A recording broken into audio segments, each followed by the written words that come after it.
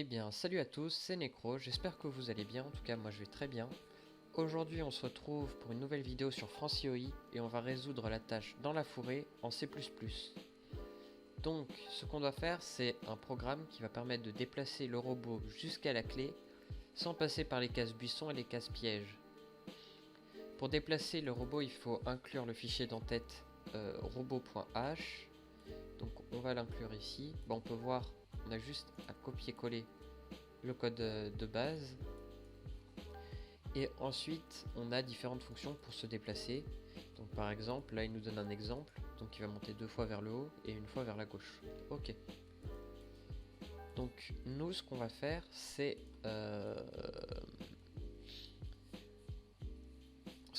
une boucle, c'est déplacer le robot. Alors soit on fait copier-coller, par exemple 3 fois haut pour qu'il monte 3 fois en haut.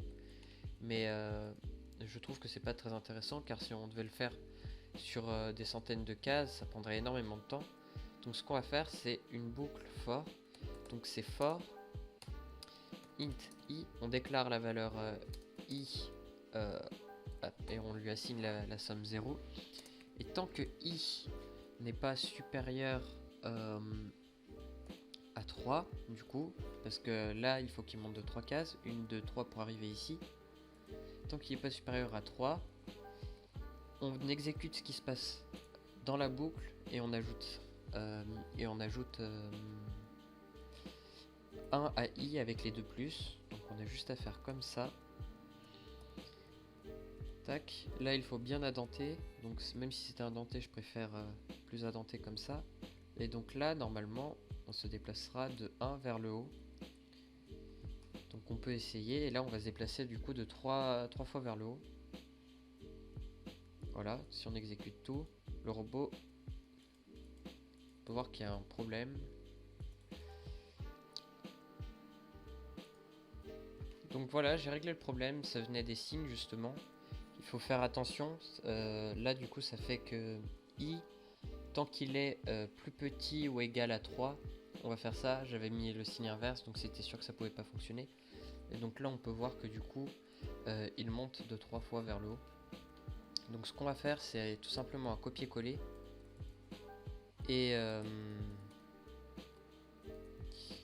tac, du coup je fais un copier-coller 2 fois pour qu'il puisse se déplacer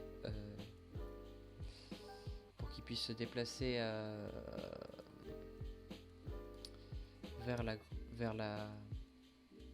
droite, vers le bas. Ensuite je mettrai la fonction pour aller vers la droite pour prendre la clé directement. Voilà, comme ça une fois qu'il sera ici, il ira prendre la clé. Par contre on peut voir qu'il est allé dans un buisson. Donc je pense que ça c'est dû au fait que j'ai mis ou égal. Hop.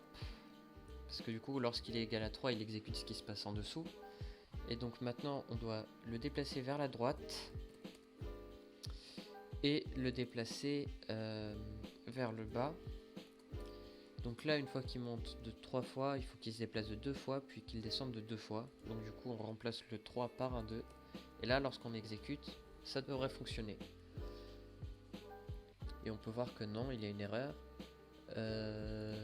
Donc ligne 16.